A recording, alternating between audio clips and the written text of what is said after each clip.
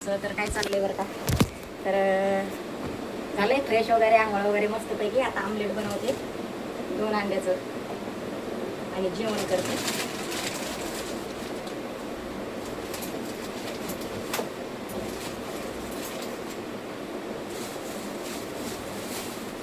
कोथिंबीर घेते थोडीशी आणि 2 मिरची घेते.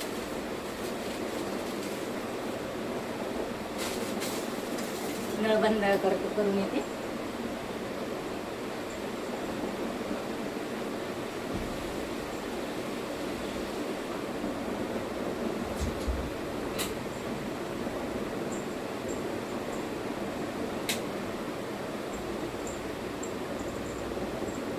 तर एवढे कपडे धुतले आहेत, अजून धुतलेले आहेत बाथरूम मध्ये, पण ते नंतर टाकणार आहे. पाणी गळायला ठेवले तिथे. तर कांदा तर नाही टाकणार मी, मिरची टाकते. 2 मिरच्या घेतल्या, कोथिंबीर 2 घेते, मिरची 2 घेते. बघा, सगळा भाजीपाला धुवून घ्यायचा. टोमॅटो पण धुवून घ्यायचे, कांदे धुवून घ्यायचे. कांद्यावर पण फवारे मारलेले असतात ना, औषध मारलेलं असतं, तर कांदे पण धुवून घ्यायचे. आणि भाजीपाला कसा पण टाकतात खाली, त्याच्यामुळं माती वगैरे सगळं लागतं, धूळ लागते. त्याच्यामुळं सगळं भाजी, मिरच्या, कोथिंबीर सगळं धुवून घ्यायचं.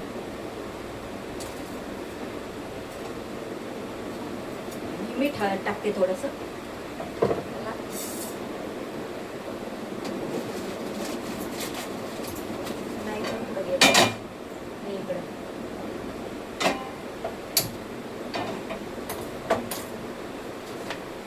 अंडे फोडून टाकते आपण.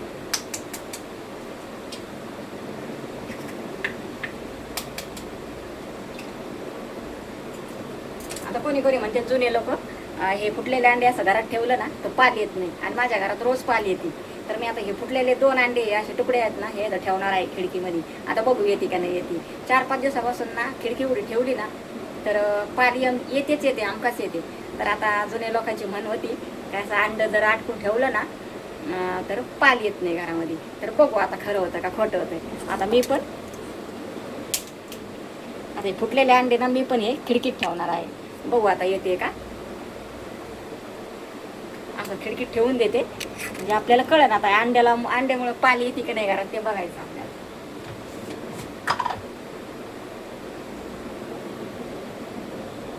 मीठ टाकलं थोडंसं.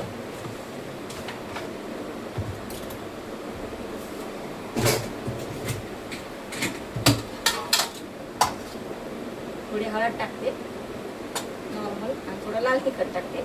तिखट आवडतं मला जास्त. म्हणजे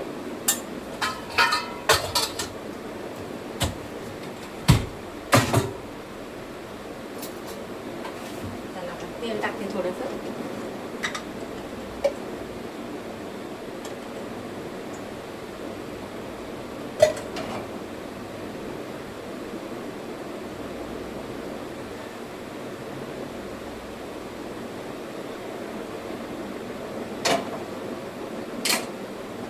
खिचडी बनवली होती सकाळी, आता भाकर काय बनवली नाही.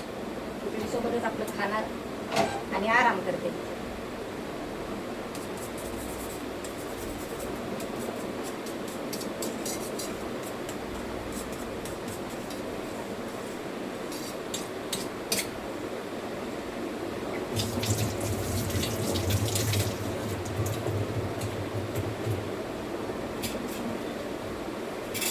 पुढे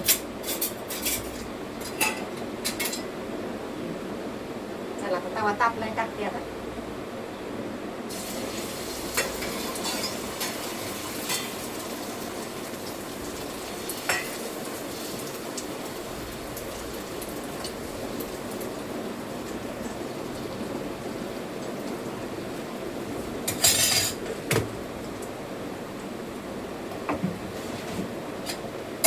खायला टाइम नाही, जेवायला टाइम नाही, मुंबईत राहायचं. गावाला राहिलं तर गावच्या लोकांचं 10-11 वाजताच जेवण होतंय, नेरी होती. आणि दुपारचं जेवण, संध्याकाळचं. गावचे लोक 3 टाइम जेवतात. तर इथं 1 टाइम व्यवस्थित भेटत नाही मुंबईत. आणि म्हणायला मुंबईला राहतात, काय खरं आहे. जे मुंबईत राहतं का त्यांनाच कळतंय मुंबईची परिस्थिती काय आहे, मुंबई पुण्याची शहरातली. गावाला लोक खाऊन पिऊन आबाद 3 टाइम पोटभर पोटाला, नंतर कामं. पहिलं खायचं बघते, एकदा जेवण झालं की मग दिवसभर आपले कामाला मोकळे, शेतातलं म्हणा काय म्हणा काय म्हणा असतंय. तर इथं मुंबईचं मुंबईचं शहरातलं कसं जीवन आहे, पहिलं उपाशी जा कामावर, मग तुम्ही खा नाही तर नका खाऊ, नाही तर उपाशी मारा, नाही तर चक्कर येऊन तिकडंच पडा. असं जीवन आहे मुंबईचं, लय अवघड आहे. जे राहते त्याला कळतंय असं.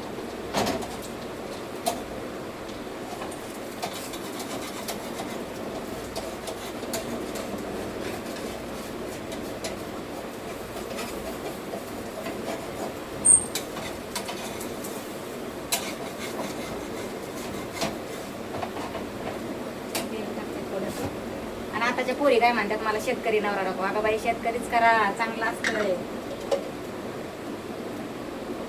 शेतकरीच नवरा करा.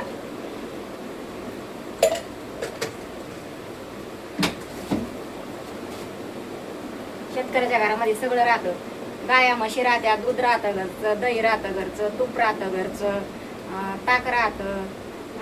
तुम्हाला सांगते, भाजीपाला घरचा राहतो, कांदे माळवं सगळं भाजीपाला सगळं घरचं राहतं, भुईमुगाच्या शेंगा घरच्या राहत्या, धान्य घरचं राहतं.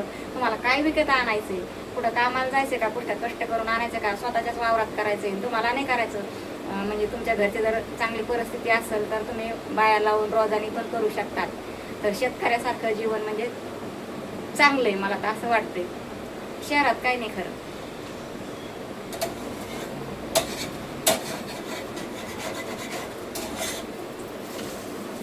अजून आंब्याचे झाडं असले तर तुम्हाला आंबे खायला भेटते किती. म्हणतात गावाला नको नवरा, शेतकरी नवरा नको. आंब्याचे झाडं असल्यावर किती आंबे तुम्हाला खायला भेटते सांगा बरं. भुईमुगाच्या शेंगा भेटते आणि जांभळाचे झाडं असल्यावर जांभळं खायला भेटते. आता मुंबईसारखे आम्ही जांभळं विकत घेतो तर 70 रुपये पाव, 100 रुपये पावच्या जांभळं आम्हाला विकत खावा लागते. आणि तुमच्या घरचंच असल्यावर तुम्हाला किती खाऊन खाऊन तुम्ही कंटाळतात. तिथं आम्हाला झोप भेटत नाही. इथं पहाटे 4 वाजता उठावं लागत आहे, स्वयंपाक करावा लागत आहे. किती झोप असली तरी उठून बाथरूममध्ये आंघोळीला जायचं, आंघोळ करून यायचं, स्वयंपाक करायचा. कामाला जाणारे असले तर त्यांचे डबे बनवायचे, डबे भरायचे, मग आपण उपाशीच कामावर पळायचं. मग ते पोटाला चक्कर येऊ तिकडं, नाही तर काही हो, नाही तर बेशुद्ध पडू. पण कामावर जायचं म्हणजे जायचं. घड्याळच्या काट्यावर कामं आहे तिकडं. तसं गावाला आहे का घड्याळच्या काट्यावर कामं? नाही ना. इकडं उपाशी तापाशी मारावं लागतंय, वडापाव खावा लागतोय भूक लागल्यावर. डबा नेला तर तो डबा खायला टाइम नसतोय. घड्याळच्या काट्यावरच कामं असते. सांगा किती अवघड जीवन आहे, लय म्हणजे लय अवघड.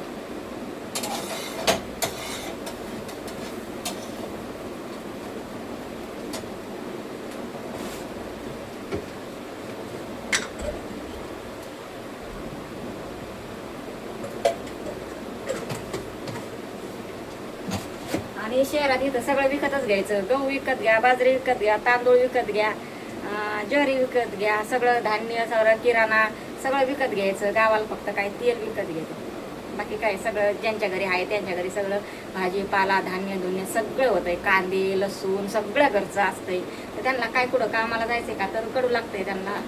काय बोलायचं आता सांगा. आणि मुंबईचं जीवन कसं आहे, काम करा जावा खा, धान्य विकत आणा, किराणा आणा, तेल आणा, हे आणा ते आणा. गॅस किती महाग झालेत, गॅस भरा. तसं गावावर गॅस जरी नसला, संपला 8 दिवस 4 दिवस महिनाभर समजा, तरी चुलीवर होऊ शकतंय. सरपण असतंय गावाला भरपूर.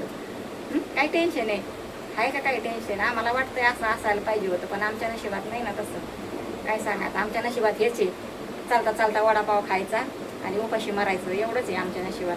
असं आहे. आणि जेवण करायला घरी आल्यावर खिचडी खायची आणि त्याच्या संग आमलेट खायचं 3 वाजता. कोणता टाईम आहे जेवायचा का नाश्त्याचा? त्याला नाश्ता म्हणा का जेवण म्हणा तेच काय समजत नाही मला.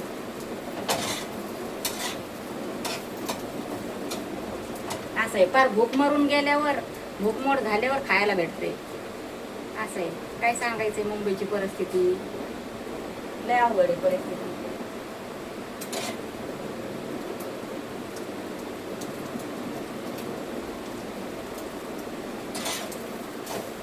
किती नोकरीवाला असू द्या किंवा हातावरचं पोट असू द्या त्यांचं समजा, पण ते त्या माणसाला खायला भेटत नाही. आता हे लिफ्टमधून हे लोक एवढे पैशावाले असते तर नोकरीवाले असते, त्यांना 1.5 2 लाख रुपये पगार असते. तर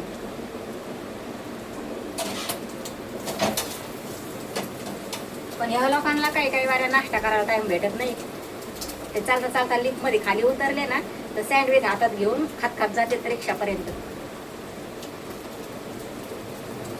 काय बोलायचं नाही तर हातात केळी नाही तर ऍपल सफरचंद हे असं घेऊन ते लिफ्टमधून खाली उतरत घेऊन खात जातात गाडीपर्यंत.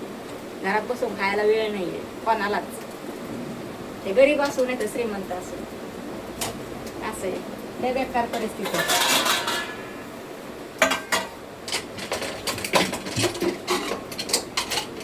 चला मी आता करते जेवण.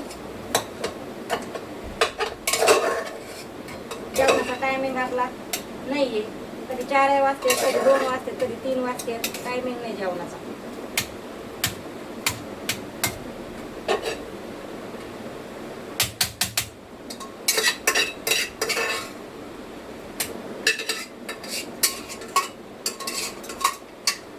कुकरमध्ये पाणी घालून ठेवते.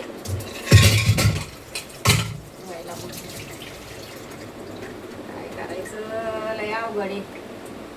चला हे बघा आमलेट झाले. तुम्हाला बोलता दाखवलं पण नाही. बघा हे बघा आमलेट मस्तपैकी बनवले.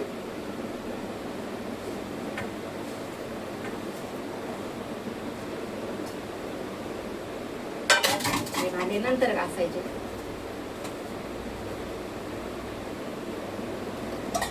त्याच्यासोबत थोडंसं लोणचं पण घेणार आहे. बघा डब्यात काढून ठेवले आपलं घरी बनवलेलं लोणचं. कसं आहे, 1 नंबर आहे का नाही मस्तपैकी.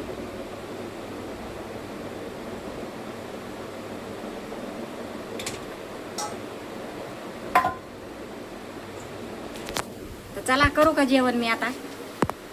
तर या जेवण करायला तुम्ही पण. मी पण जेवण करते. उशीर झालाय. तुमचं तर झालं असेल लवकरच जेवण. लोणचं घेतलंय बघा, घरी बनवलेलं आपलं लोणचं मस्तपैकी टेस्ट आणि आमलेट मस्तपैकी जेवण करते आता. तर व्हिडिओ कसा वाटला नक्की सांगा कमेंटमध्ये आणि जेवण करायला या. चला पुढच्या व्हिडिओमध्ये भेटू. Bye bye.